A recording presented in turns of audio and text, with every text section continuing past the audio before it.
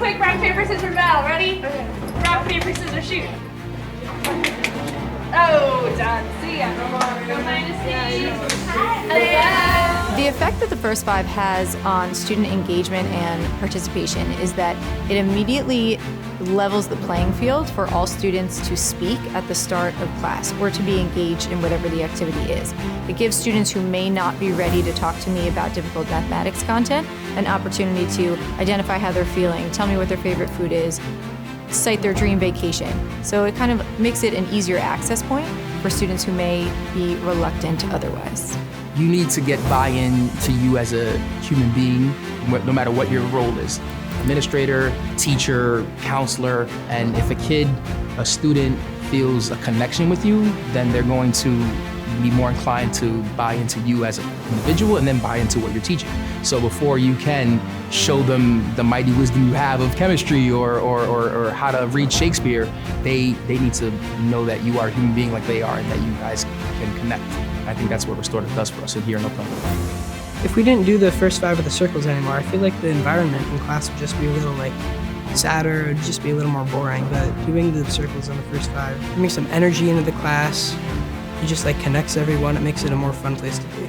So the first five is a great way for the students and the teachers to connect. Some of them are just little funny memes or some phrases or some videos, and it allows the students to really get to, express how they feel about things. It also allows the teachers to kind of know a little bit about the students. And for those students who are normally shy and are reluctant to speak or to engage in a discussion, the first five is a really good warm-up to get them talking, to get them understanding.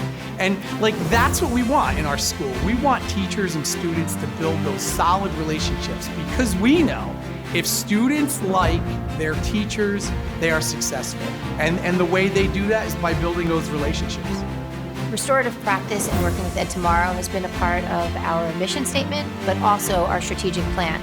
So at the heart of our mission, it's really prioritizing student learning. And what we recognize is that it's incumbent to have relationships. In our strategic plan, one of our goals for the 3 years is all about student experience and also about culture and climate.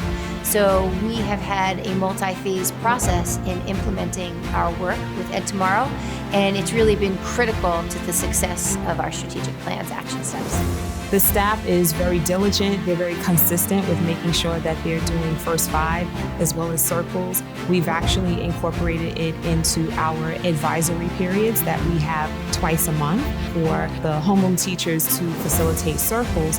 But even when you're thinking about the literacy classroom where a lot of book club discussions go on and small group instruction goes on, those are other avenues for students to transfer their skills that they've learned with sitting in a community circle, because now it's like a micro community in the classroom. So those are some of the things that we've been seeing. I like circles because we all get to talk and share our voice and share our opinion without others judging. It's always really nice to get to experience and learn more stuff about people and all my friends and my classmates. A circle would help a new student feel more included because everybody gets to answer, and even if you don't talk to a lot of people, you still get to hear their opinions. So regardless of your bond with them, you still would get to know them.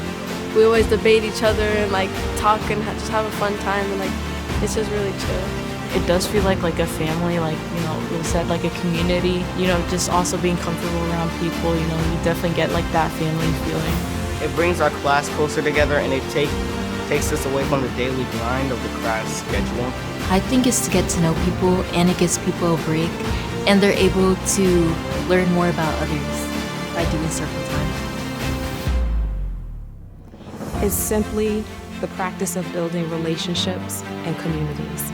But then also, when things occur that might be a challenge for us, it's also about how do we restore and how do we repair and come back together. That, in a nutshell, to me, is what restorative practices is.